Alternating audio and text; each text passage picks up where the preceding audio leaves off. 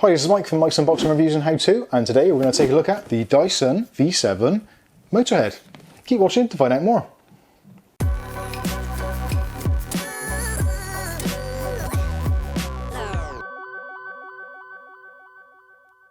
Okay, so obviously on this channel we are not a vacuum channel, so don't expect any miracles on this review.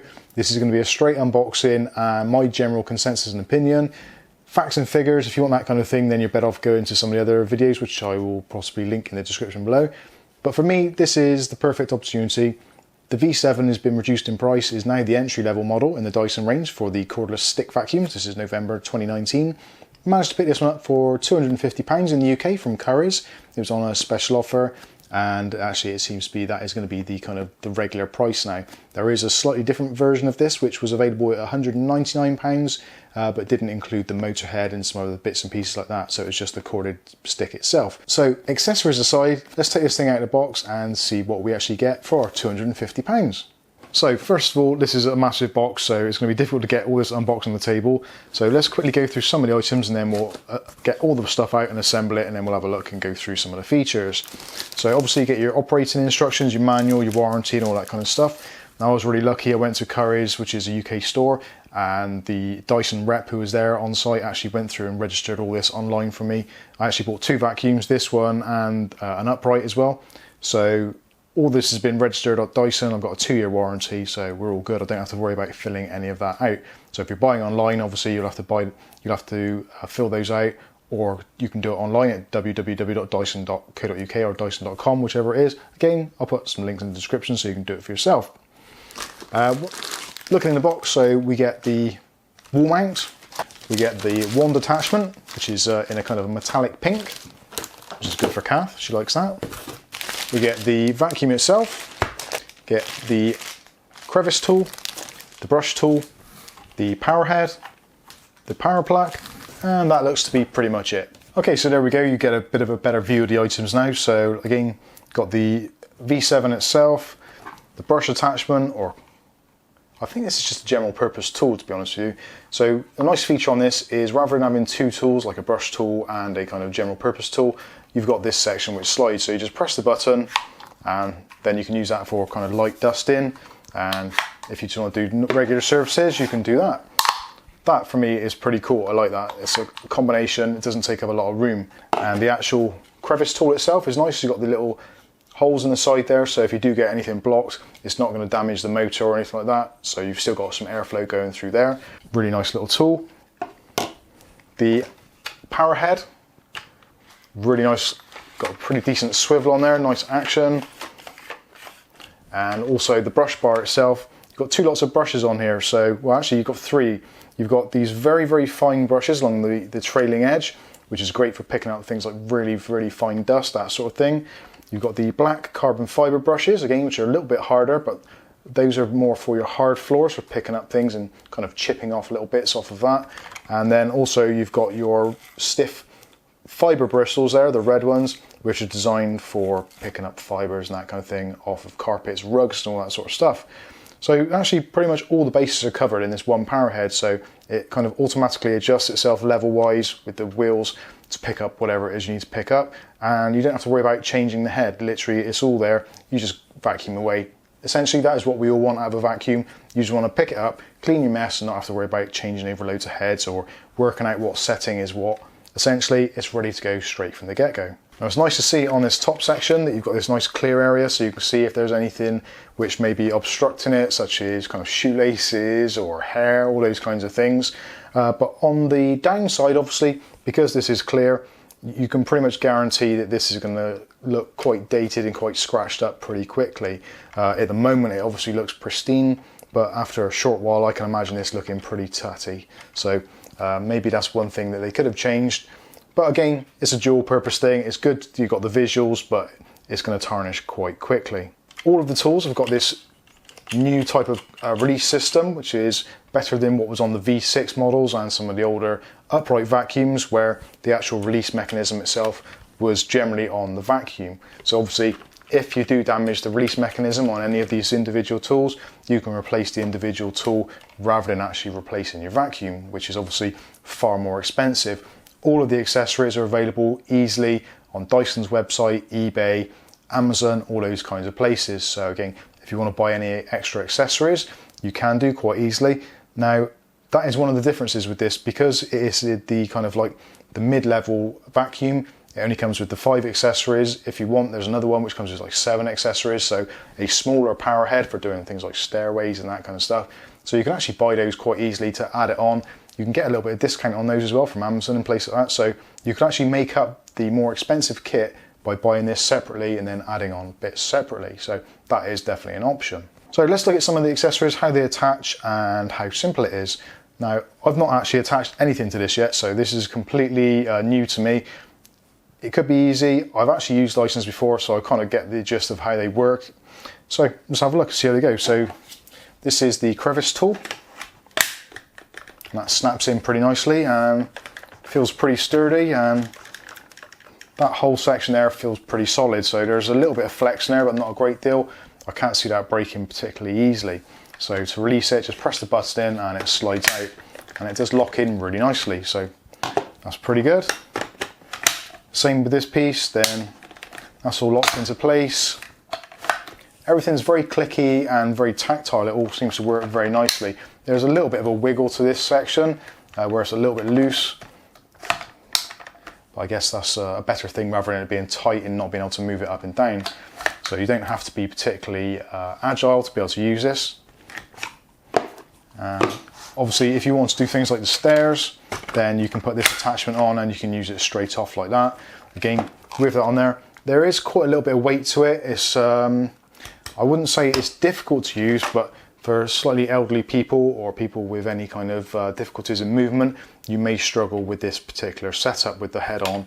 But with the head off and just with kind of one of these attachments, there isn't a great deal of weight to it. Most of the weight is actually in this area here rather than the motor area. The battery is actually probably the heaviest part of it, which is right next to your hand, so you shouldn't really have too much difficulty with that. With the wand itself, now the power attachment actually goes through the wand as well, so the power head is powered. There is a motor inside there and it takes power away from the battery. So if we attach that,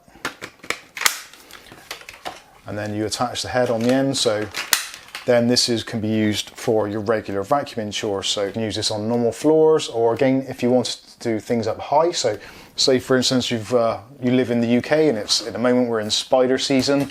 So to get rid of those cobwebs, you can use your tool, extend that into the dusting mode, attach it to the end there, and then using that section, you can then reach up. Even with me sat down here in a chair, I can reach up to the ceiling area really easily, and then you can get rid of all your spiders. And obviously, if you're someone who's scared of spiders, then obviously this is a really nice way of doing it. You can vacuum them up and then quickly release them out of the tray. I don't know, I don't even know why I thought of that, but it seems like a good idea to me. So that is the attachments. Now, one thing that's interesting about this is the way that it actually empties. So normally with Dysons, they're pretty good. Normally you've got a flap and it just releases the bottom of the bin and everything falls out. Well, I say everything, generally not everything. Normally, if you live in a household with women, then you definitely get people's hair and it gets wrapped around the cyclone area, and especially the kind of like the filtration sections.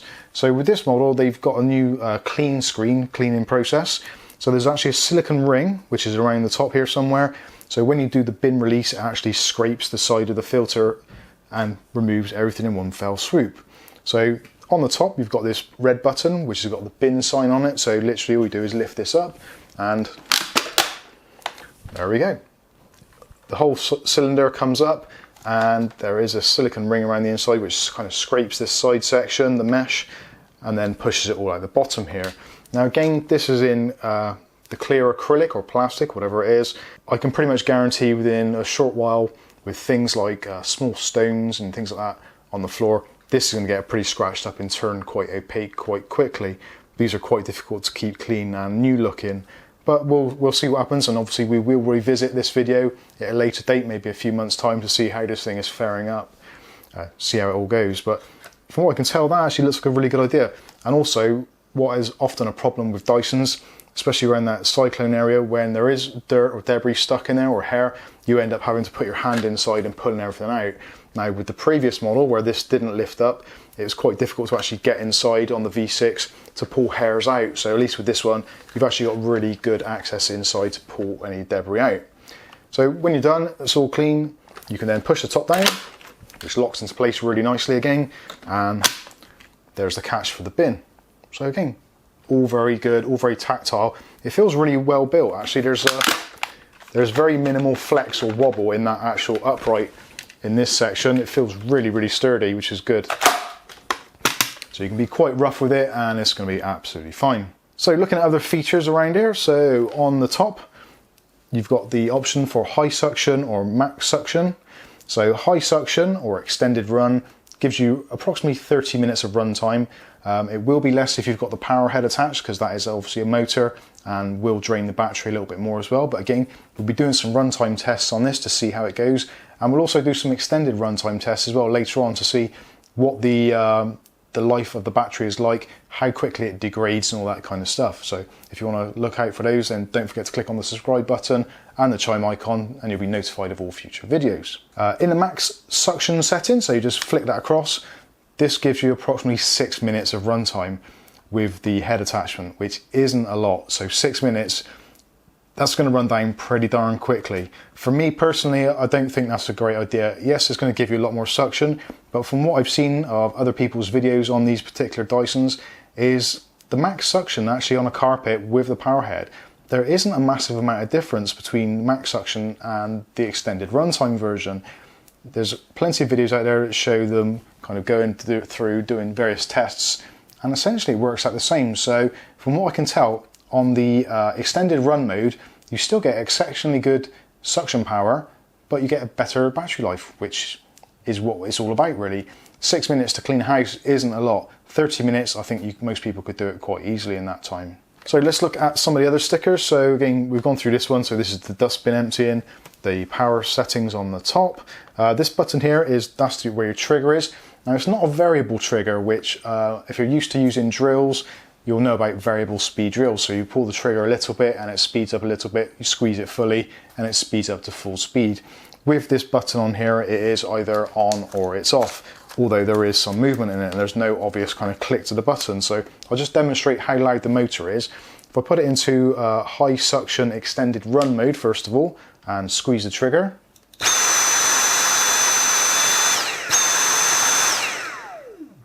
it's just one speed, there's no variable speed to it whatsoever. Now I'll do it the same again with in max suction mode. Now I do apologise, obviously I'm wearing a lavalier mic, so this is quite close, so I should have warned you for that first of all. So this is maximum suction mode. So again, it is quite noisy. There is a lot of airflow coming through the back of here, which actually brings me on to another subject actually.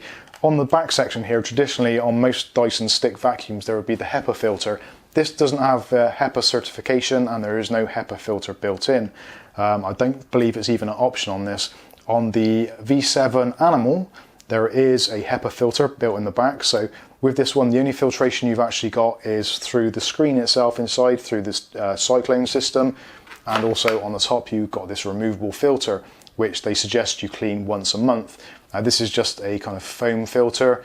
On the outside, apparently from what I can tell, it will look clean anyway, regardless, even after a month. But most of the dirt is going to be on the inside of this. So just obviously rinse it out, get it clean, give it a wash, squeeze it out, and then let it dry fully before you put it back in, and then you're good to go. Dustbin size, probably should touch on that. There's about ½ litre in there, which isn't a great deal. But again, this isn't designed to necessarily replace your kind of normal domestic upright vacuum, which would have obviously a lot larger capacity. This is designed, in my opinion, to supplement that. So normally you'd have your main vacuum in the house, so if you're doing like the main cleaning chores, this is absolutely perfect for those little spot cleaning tasks, or just when you can't be bothered to get the main vacuum out and start running cables up and down the stairs. For some people living in multi-story houses, having something like this attached to the wall somewhere, maybe up in the bedroom areas or maybe in a closet or something, fantastic use for that. Then have your main vacuum on the downstairs floor so you don't have to lug it up and downstairs. For the elderly, obviously that's going to be particularly important. You don't want to be kind of navigating stairs with a big bulky heavy vacuum, so for that reason these are absolutely perfect. Now actually talking about lugging around or hanging, it does actually come with this wall mount. So the wall mount actually has multiple purposes. It actually is a storage unit as well, so you can store the accessories actually in the base. So those fit into the base quite nicely. The charging point, or the charging plug rather, which will plug into the wall, you actually route this through into this charging area, so it just kind of snaps into place, which I'll kind of give you a rough idea of how that works. So that would slide into there, and then that would be charging, so your cable will be in the back, and then it's nice and easy to remove. Just pull it away from the wall, slide it out, and then you're ready to go. So literally push it in. There is actually a spring inside there which keeps it under tension, so I'll try it. Yeah, it doesn't want to fall out. Yeah, it's going to be absolutely fine. It's not going to fall out unintentionally, so you do actually have to give it a little bit of force just to remove it from that wall mount. Again, one thing I would have liked to have seen would be actually a slightly longer cable or a thinner power pack. For some people, if they've got a wall socket maybe hidden behind something, or behind a cupboard or something, that is quite a bulky plug to actually get behind something, and also with the cable coming out that way rather than that way gives it a little bit extra as well, so potentially that is a break point there, people knocking it or whatever it may be. But again, that's just me being picky. So I think that is pretty much it. We covered runtime, literage, all that kind of stuff, all the accessories. I think that is pretty much it. So well, I'm going to wrap the video up here. I think I've done as much as I can do. This is just a general unboxing and going through some of the features, prices, etc. and my thoughts. I will be testing this out through the house, and potentially I might even add some B-roll to this video once I do, and you can see what it's like. I probably will do some extended tests. Again, my other vacuum at the moment has died, so I've got no means of comparison, and also my Neato D4 robot vacuum is also feeling unwell at the moment, so he or she is being repaired as we speak. So hopefully soon I'm going to actually do a test between the Neato robotic vacuum and the Dyson Cordless and see which one of those actually works out best in the long run. So I've been Mike, this has been the Dyson V7 Motorhead, and hopefully we'll catch you in the very next video. Thanks for watching.